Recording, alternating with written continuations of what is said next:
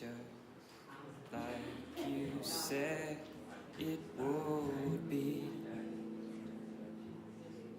Life goes easy on me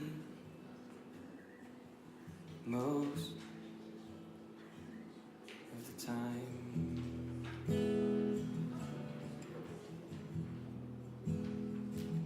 And so it is, the shorter story. No love, no glory, no hero in her sky.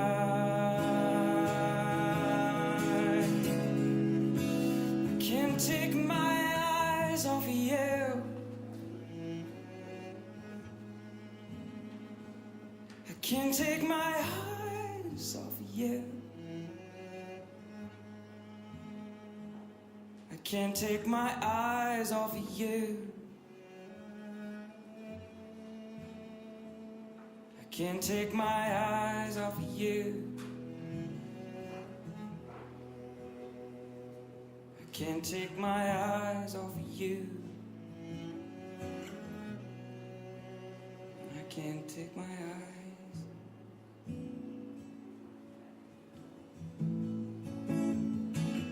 And so it is, just like you said it should be. We'll both forget the breeze most of the time.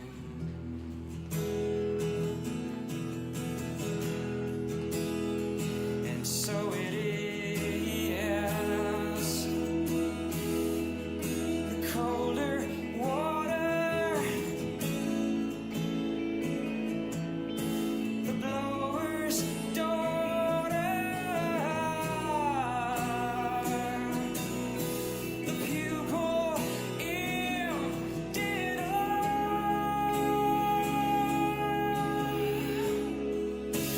I can't take my eyes off of you.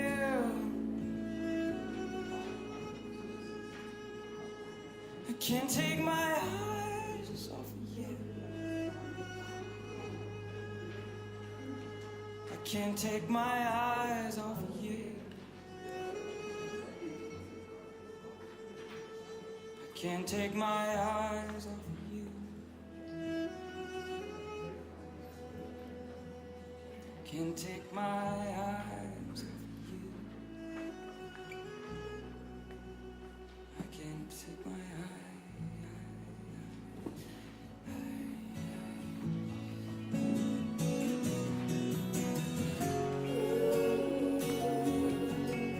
Did I say that I love you?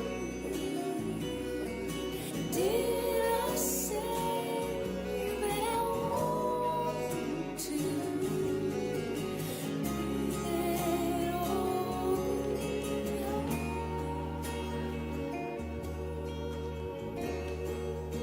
That No, I can't take my mind off of you. I can't take my mind off of you. I can't take my mind off of you. I can't take my mind off of you.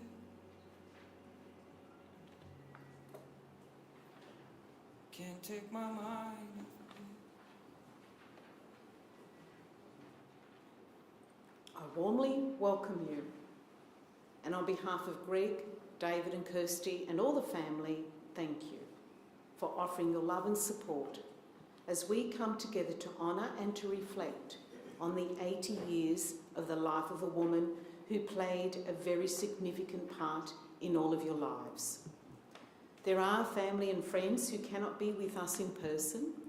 However, we also happily welcome them via the live stream, and they're from Queensland, Sydney, Victoria and Dublin Island. Carole Ann Roach approached life with a vibrant curiosity, sprinkled with cheekiness and laughter. She gave of herself selflessly and unconditionally. By being together today, we have the opportunity to be a support to one another as we deepen our understanding of Carole through stories of her life, through images and music, before we lovingly say farewell to her earthly life. There is indeed much to celebrate.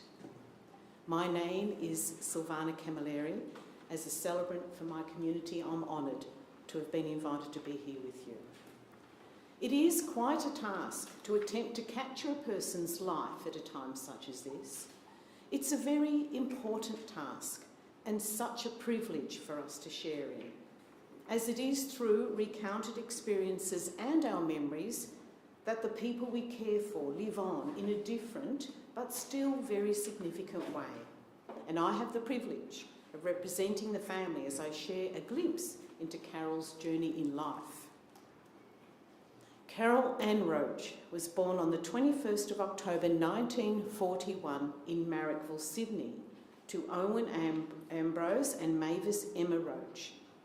She grew up in Gunga Bay Road in Oatley in Sydney with two siblings, one older brother Owen and one younger sister Christine. And we are very fortunate that Carole documented her family history, and as such we can learn a lot about her childhood years firsthand. The family used to play tennis each Saturday morning and go to the pictures in the afternoons. And most Sundays, if they didn't go for a swim at Sandy Beach in the Georges River, they would just go for a drive. Going for a drive wasn't much fun for Carole, apart from the fact that no matter how long or short that trip was, they would all sing going and coming back. And Carole had a beautiful singing voice, and this is where her love of music started from a young age. Carole and her brother Owen learned to play the piano also at an early age, and she loved to play classical pieces, as in Chopin and Mozart. And Carole had a very special bond with her father. He was an avid reader, so her thirst for knowledge and reading also started very young. Growing up, Owen and Carole were very close, as they were only 2 years apart. And Owen protected her, and she would follow him around like a puppy dog, but he would never complain. And her younger sister Christine was born when Carole was 9, and she was quite happy for Christine to tag along with her and her friends. As her mum, Mavis Emma, had 6 siblings, and her dad, Owen Ambrose, 8, she had a lot of uncles, aunties and cousins, and they would all get together and enjoy large family functions on a regular basis. And Carole formed very close bonds with her cousins of around the same age, and they still kept in contact into their later years. From quite a young age, the family used to take annual holidays at Carole on the south coast, just out of Nowra, and Carole really loved returning there each year. She had a love of the theatre, and after she started work, she would go to the city many times and try to see everything that was on offer, as in Shakespearean plays, musical comedies, as well as topical reviews and many ballet performances. In her late teens, she started physical culture and went on to also teaching it, and she acquired many competition medals and trophies. Her mother taught her to sew at an early age, and after she started working, she saved up and purchased her own semi-automatic Singer sewing machine. She kept it all of her life, and the last time she used it was to make her granddaughter Alicia's flower girl dress for her son Greg's wedding, as well as her own dress. After finishing high school, Carole went to business school to learn skills such as bookkeeping and shorthand, followed by attendance at Burroughs College in 1957, where she learned how to use the comptometer. You can see that we just to let you know what a comptometer is, it's a pre-computer, key-driven mechanical calculator. And in that same year, she started working for P&O Cruises as a comptometrist. and one of the perks of the job was a free trip that took her to Tasmania, New Zealand and Fiji. In 1966, her parents and sister Christine moved to Kempsey, as her father had bought a veneer mill there, and her dad asked her to help organise his bookkeeping machine in Kempsey, so she left P&O to do so. Her father later bought into Pacific Ply and Timber in Coffs Harbour to produce plywood.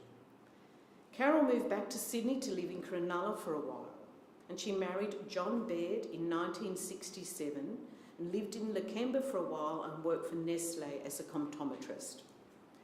She moved with John to Urunga around 1968 and lived there for a couple of years and started her family. And Greg was born in 1970, just a couple of months after her beloved father Owen Ambrose died in June of that year.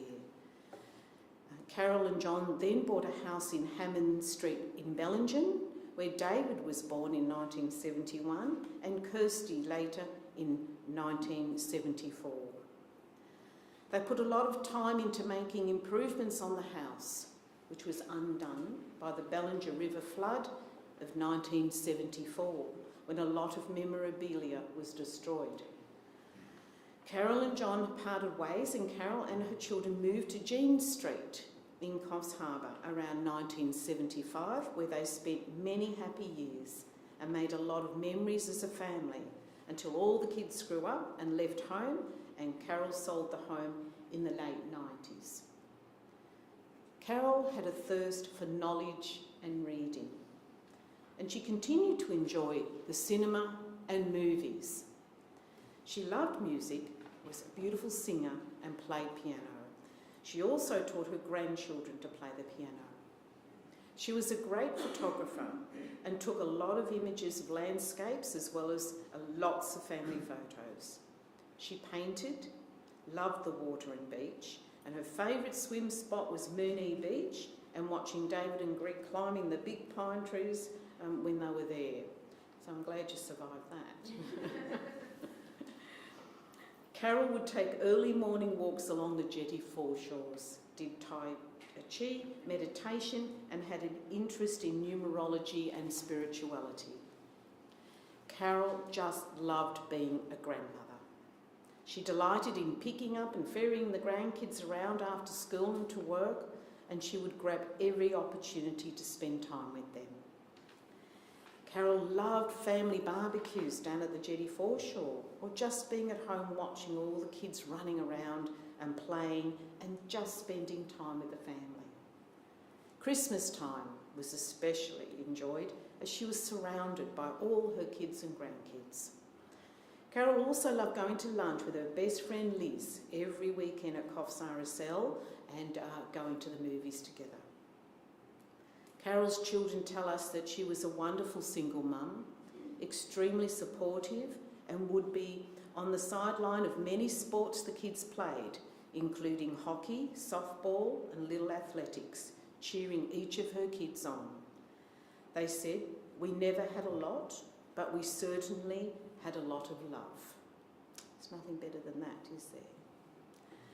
Carole's family describe her as very beautiful, caring, extremely kind, selfless, independent and proud. She loved driving around and would never want to trouble someone or put them out. She would give her last dollar to you if you asked for it. And she was funny, happy, carefree and always laughing. And Carole instilled a love of cooking in all three of her children, and they are individually very good adult cooks. That's lovely to hear. Carlo also played an important part in Carole's life, and they met through a group called Parents Without Partners in the late 70s. Even though Carlo didn't have any kids, he wanted to go along anyway to meet somebody. And he was successful. Carole and Carlo became very close, and he was her longtime companion and partner and special friend. And together they set up Carlo's Pizzeria, a restaurant in Coffs, for a number of years. And Carlo would make amazing pizzas, and at night Carole would help waitress. And there was also a period when the restaurant was operating in the arcade across the road from Coffs Harbour club that Carole ran a coffee shop during the day. And she made the best scones, jam and cream, and that's where her love of cappuccino began. Carole and Carlo loved going out dancing each weekend at the RSL. And there was a regular band that would play there, and they would always play the song Oh Carole, especially for her. After selling her home in Jean Street in the late 90s, Carlo had returned to his family home that he'd inherited in Italy, and Carole travelled to Italy twice Carole travelled to Italy twice to visit him and lived there for a number of months with Carlo. Well, she just loved taking the day trips, travelling around Italy and discovering the little Italian villages and taking numerous photos of landscapes. Living a minimalistic, idyllic life in ruins old rocks, which is probably the truth. And she came back with hundreds of photos and lots of marvellous memories. So in and all around 1992-93, Carole's mum, Mavis, became unwell, and Carole moved into her home at Prince James Avenue in Coffs and looked after her mother for a long time until she was unable to do so, and her mother was put into the care of a nursing home and later died in 2001. During her child-raising years, Carole volunteered in the social welfare field, and this included the neighbourhood centre, where she also completed a number of short courses that were on offer.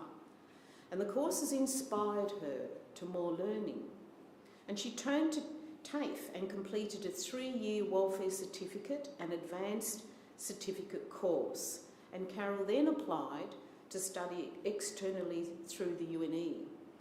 As well as her interests in the welfare field, she had a passion to learn more about biology. Her degree was therefore shared between sociology, psychology, and human bioscience. And into her second year, leaving 3 teenagers with their grandma to attend the compulsory residentials just became too hard, and she eventually studied for an associate diploma in welfare, social welfare through TAFE. The qualifications did give her paid work with the neighbourhood centre, where she met her best friend Liz in 1984. And later on, Carole helped set up the Disabilities Resource Centre and also became the coordinator of the centre. In her later life, she enrolled in U3A and took many classes in art, politics, current affairs, and thoroughly enjoyed it. It's very obvious that Carole led a very full and vital life.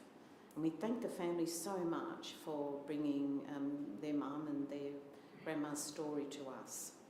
And the family have asked me to thank Coffs Home Support Services, who helped Carole at home for the last couple of years, and the Coffs Palliative Team for late last year, and Opal the Grange Nursing Home for Carole's last few months.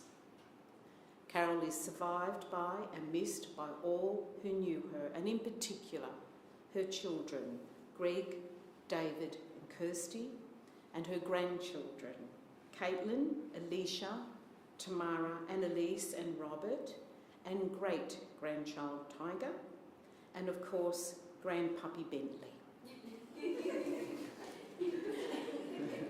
We can't leave Bentley out, no.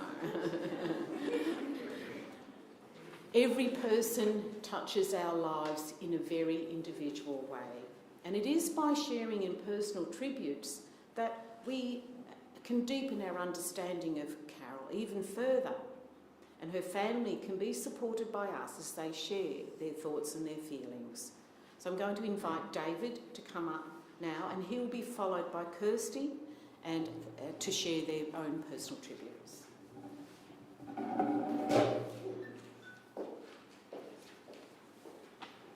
Hell of a way to get a front row seat.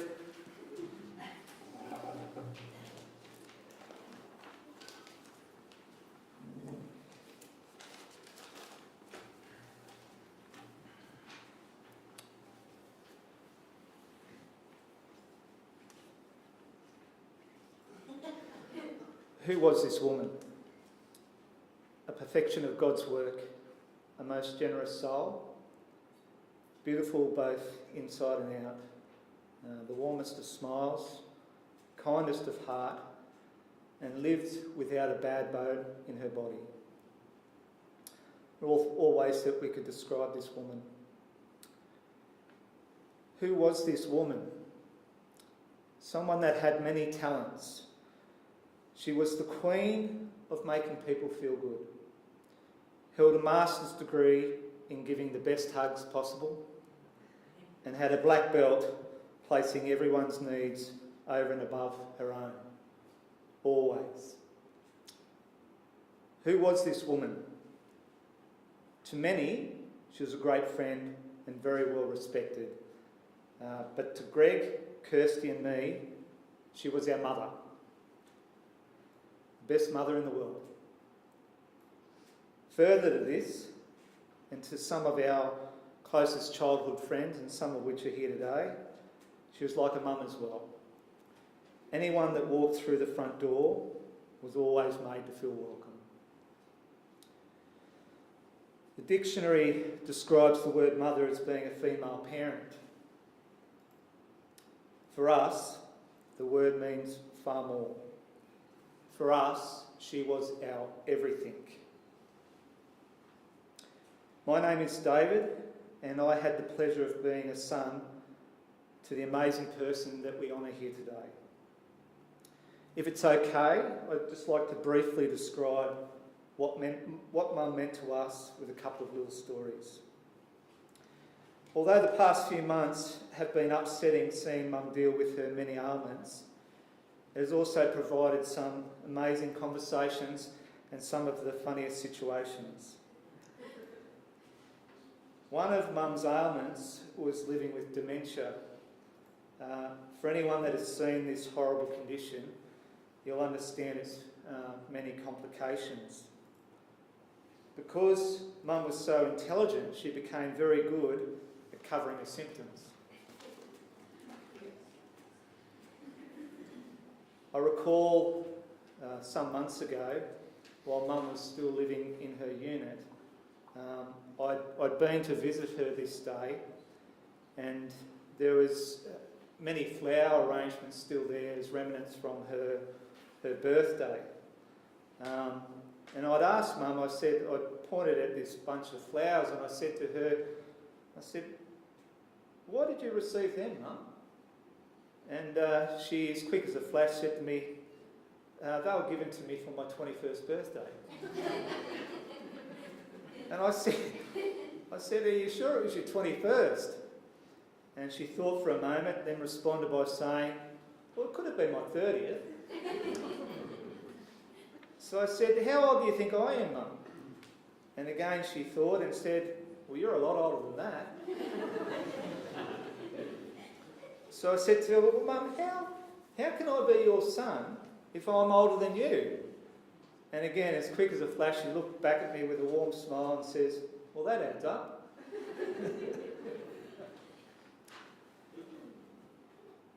Liz Nogin, one of Mum's great friends, recently reminded me, as we were heading back from the nursing home after we visited with Mum, the high level of love that Mum had for her children. And in Mum's eyes, we were perfect in every way. And she'd never hear anything other than that. It's probably a safe bet now to burst Mum's bubble and let her know that, well, for me anyway, I was nowhere near perfect. In fact, I think all three kids had our moments of being very naughty, and there were plenty of things that she didn't know about. However, even when we did get in trouble, whether it was at school or other, she was always there. She stuck up for us no matter what. I recall many times in my later teens staying out until all hours of the night. There's a couple of people here I spent that time with too. No matter how late it was, and no matter how quiet I would be trying to sneak in the back door, I'd think I'd got away with it, and then I'd hear a little voice in the dark saying, "Are you all right, darling?" She would never rest until her 3 babies were safe and sound in bed. Mum had the kindest of hearts. She was forever trying to make all of us kids feel good about ourselves and make us feel important. One of her favourite methods of doing this was if she was to run into one of our friends down the street or somewhere, she'd be straight on the phone and saying that she'd run into such and such and that they wanted to be reminded to us. I don't even know if it was ever true, but it eventually worked out that Mum just loved making us feel good. I struggle to think of one moment where Mum complained or said a bad word about anything or anyone. Even in her final days and weeks, she was in immense pain and refused to complain. Many times a nurse or we would say to her, are you in any pain? And automatically she'd say, no, I'm okay. And then it's not until you ask a second question like, what's your pain level out of 10? And you bet your bottom dollar it was always 8 or 9. But she'd rather go through the pain than bother someone with providing some pain relief. I also recall one time, while Mum was living in the unit as well, she'd taken, this is going back 12 months or more, she'd taken a fall and hurt her leg pretty badly, and she couldn't get herself back off the floor. She managed to, crawl or drag herself to the phone. It was about 10 o'clock at night and I had already gone to bed and had my phone on silent. And she called my number, and for some reason an hour later, I missed a call. An hour later I woke up for some reason and checked my phone and saw the missed call from her. So I phoned her back immediately and I said, Mum, are you okay? And she said, yes dear, I'm okay. I just had a little fall. And I said, well, Mum, why didn't you keep trying to call me? She goes, oh, well, I didn't want to bother you. I just thought I'd give you a call in the morning. She always thought of others. That's a perfect example, and to her own detriment at times. We weren't a wealthy family growing up. What I mean by this is that we didn't have a lot of money. However, in reality, we were the richest family in the world for having Carole and Roach as our mother. Mum didn't have many rules when we were kids, but one that she did have and was very strict on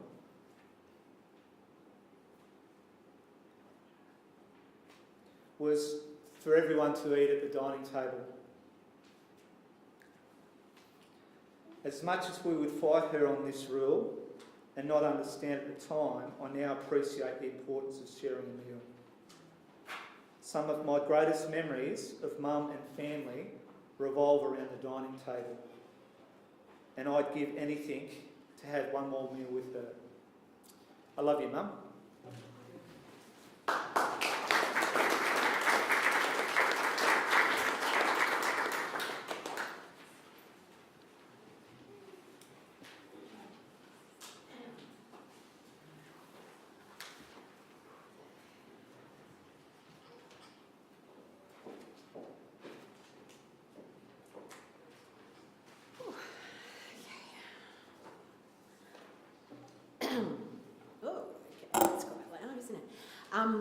I actually didn't realise until this morning that it's actually April Fool's Day today.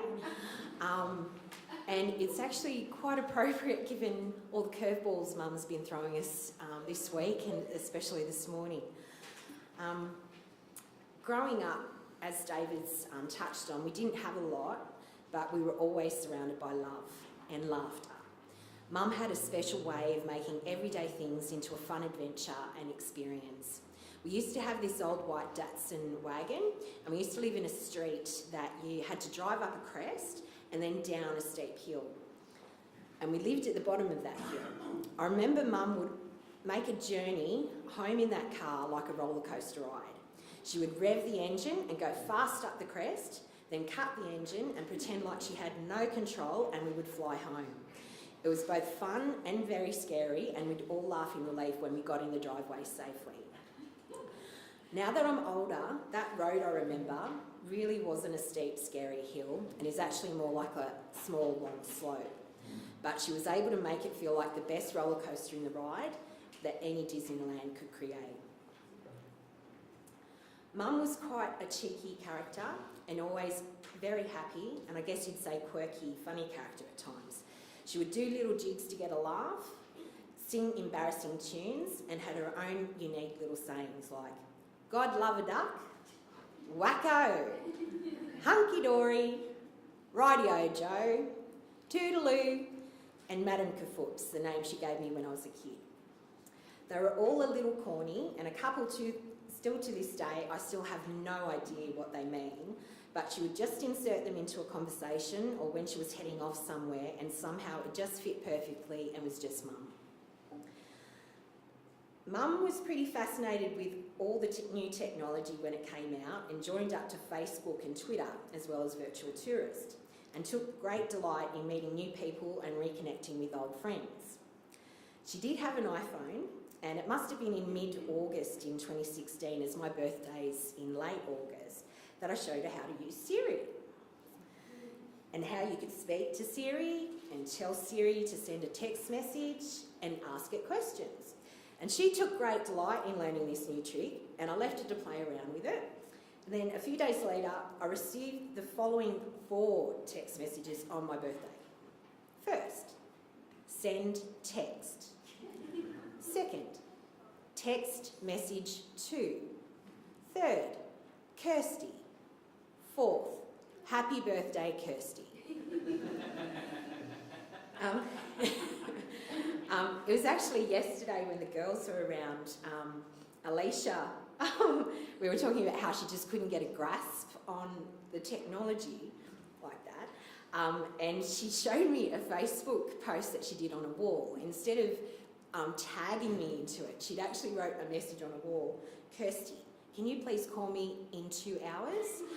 So I never got that message, so I really hope it wasn't anything important. Okay, so obviously I'm not the only daughter of Mum's, and growing up and even as adults, it became a bit of a competition between the 3 of us, and despite the many years of trying to coax it out of her, whenever we asked Mum, who is your favourite child, her stock standard reply every time would always be, I love all 3 of you exactly the same. She would probably disapprove of me saying this now, and it is the only part of the last 6 months of ill health I'll touch on. On one hospital occasion, I was with her in the ER, and she was really unwell. Didn't have a lot of strength, and she'd be given a lot of medications, including painkillers. And they were about to take her up to the ICU, and I thought, just to lighten the mood, I said, see, aren't you glad your favourite child is here? And in a flash, she puts her head up, looks around, and said, where is he? He. Now, as I said, she'd had a lot of painkillers. We did have a good laugh about that later when she was a little bit better, but I don't think she wouldn't say who it was, so it's something I guess we will never know for sure. Silvana has told you a lot of great things Mum has done in her life, but as David has touched on, if you were to ask Mum what her greatest achievement was, she would say raising 3 beautiful children. In her eyes, we were perfect, even though we were far from it. Growing up being loved so much and unconditionally, knowing she was there no matter what, having a confidant, mentor, and knowing someone was there to help you with anything, even if it was just a big hug and to tell you she loved you, is the greatest gift in the world. And I'm so thankful and blessed that she was my mum.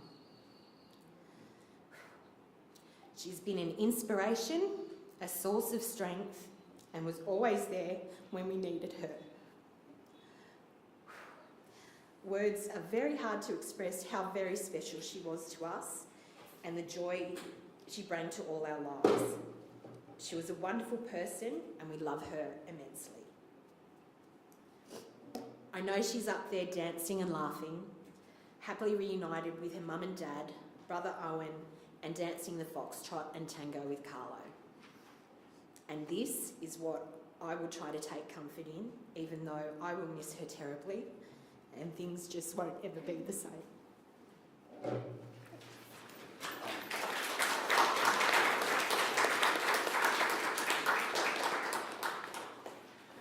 What a remarkable job you both did, all of you, for your tributes. But I do have to agree with you, you have received a very special gift to have a mum with unconditional love like that. Not everyone has that experience.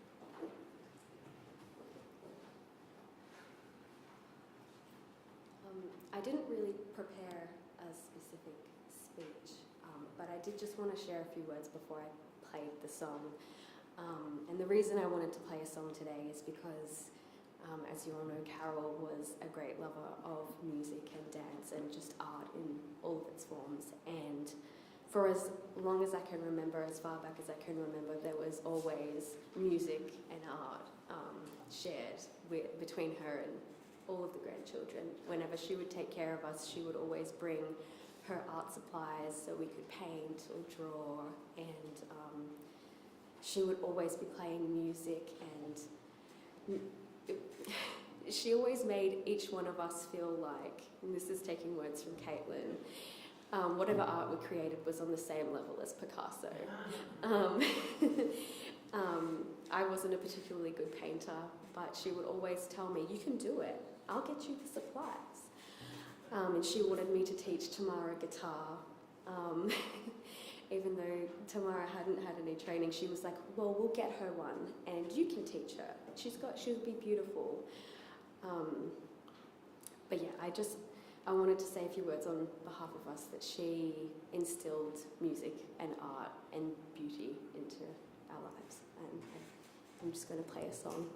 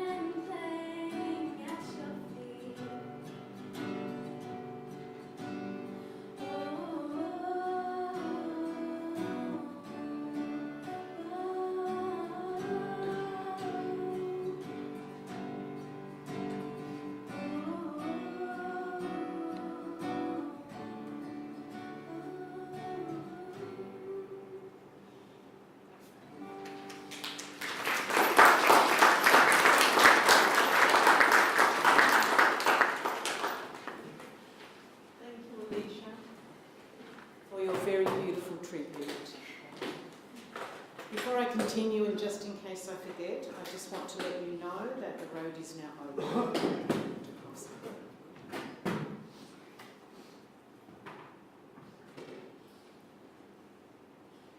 Thanks, Alicia. I have the privilege of sharing Carole's sister Christine's personal tribute. She was a good big sister, particularly being so much older than me. She used to take me swimming and let me tag along when she was with her friends and even boyfriends. She took me to the Easter show once and Luna Park. She spent a lot of time babysitting me in the early years, and she was very good to me in the last 18 years, particularly after getting out of hospital after I was so unwell for so long. She was always there for me when I needed help during some difficult times. We went to art classes together and regularly had fish and chips down the jetty. I have lovely memories and am very appreciative of my sister. I also have the privilege of speaking on behalf of long-term friend Liz Nolan, who's here with us today. Carole was a very loving, kind and true, genuine friend of almost 40 years. She was a quiet and private person and the sort of great friend that would only give advice if asked, and then it was good and sound. Carole had a very great sense of social justice, and you could see that in her work. She stood by me and supported me physically and emotionally as I fought for my son's rights over 15 years, knowing it was fighting for the rights of all people with disabilities. Carole had really good listening skills and responded with love and kindness. She certainly slowed me down with her gentle nature, and I'll always be grateful for her friendship. Thank you, Liz. Our next tribute is from good friend Anne Schultz, and she's joining us via the live stream.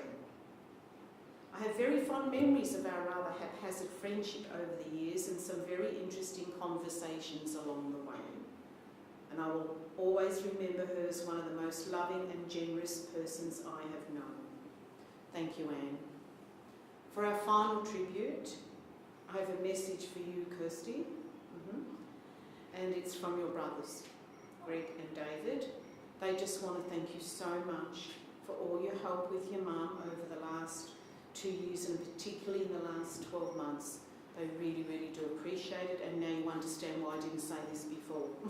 Or why we said to David, do not really cry. So I was given that task on behalf of Greg to say they really, really appreciate you. I think you'll all agree that it's been very special sharing in the stories and all the beautiful personal tributes to a most remarkable woman. So please now enjoy a visual celebration of Carole and her life, and it will be accompanied by one of Carole's favourite artists, Andrea Bocelli.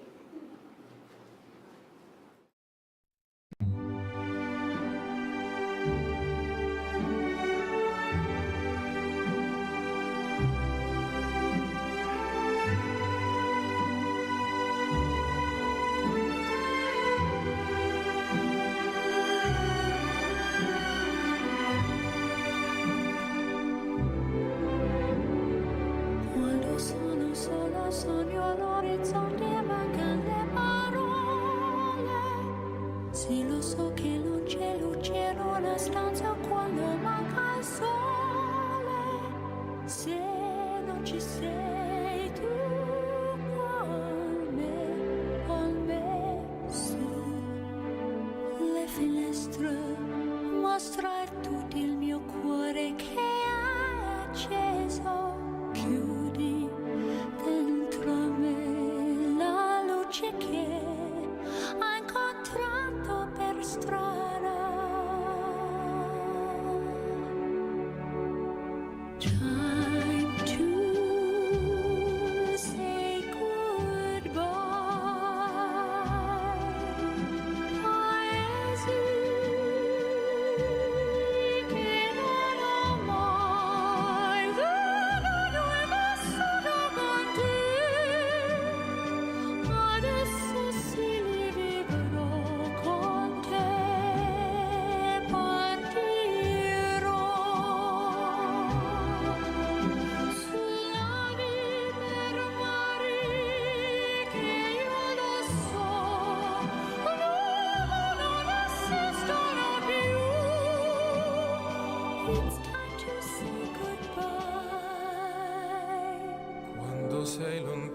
sogno all'orizzonte e manca le parole.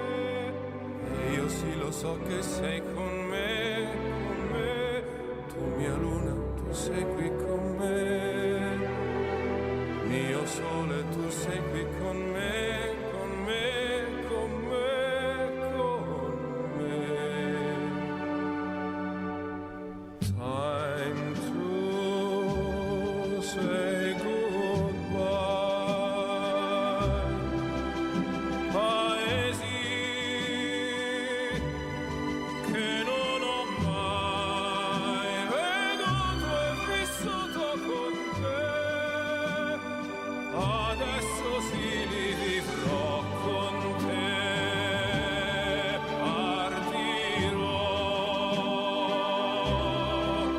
su navi per mari che io lo so non esistono più. Con te io li rivivrò, con te partirò su navi per mari che io lo so non esistono più. Con te io li rivivrò, con te partirò.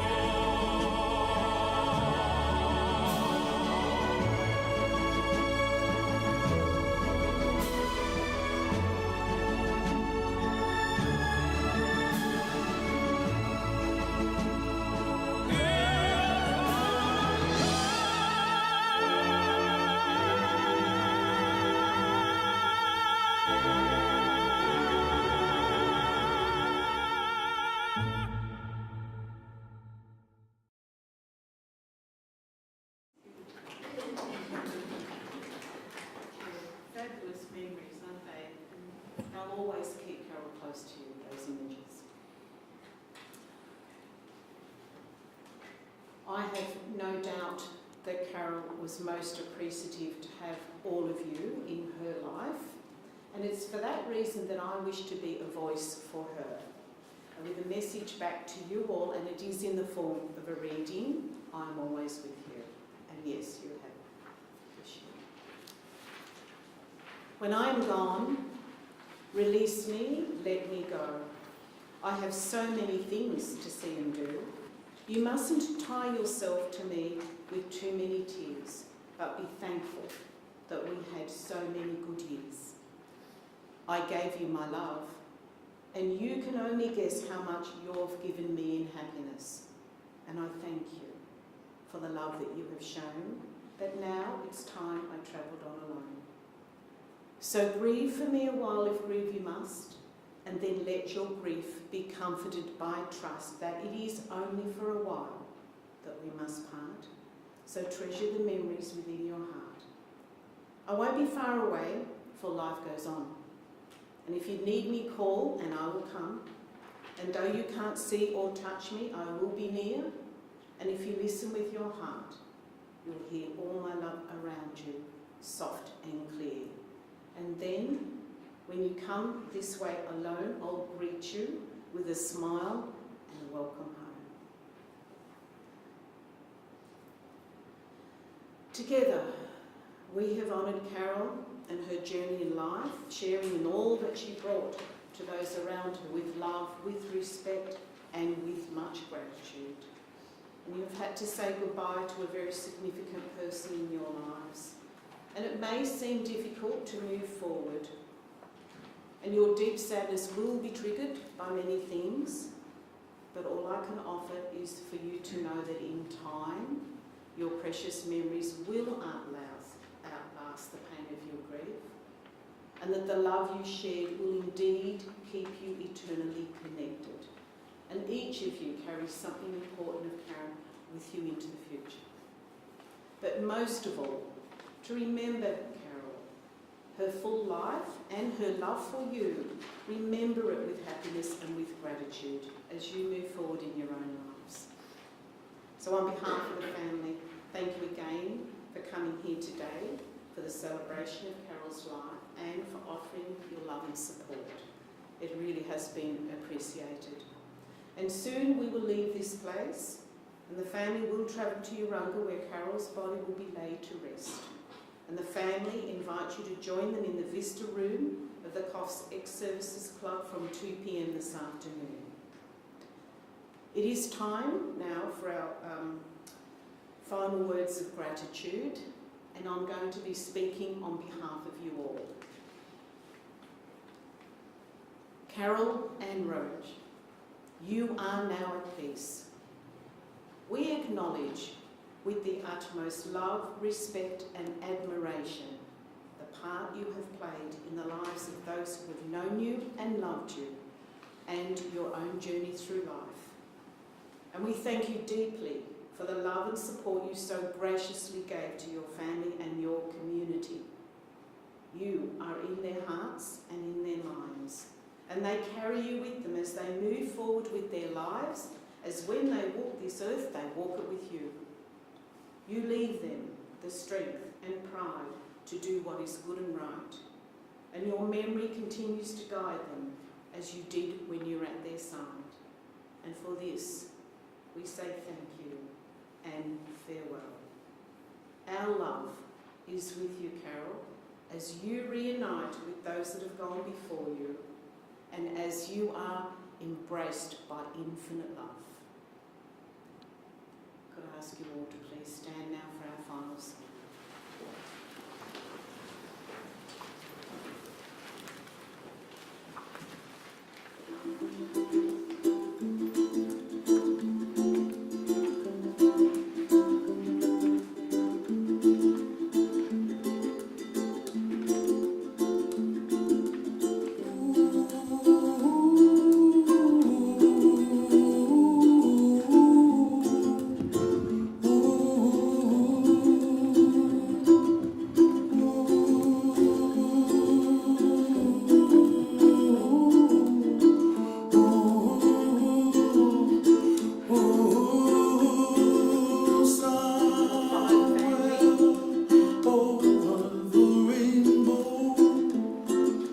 Way up high.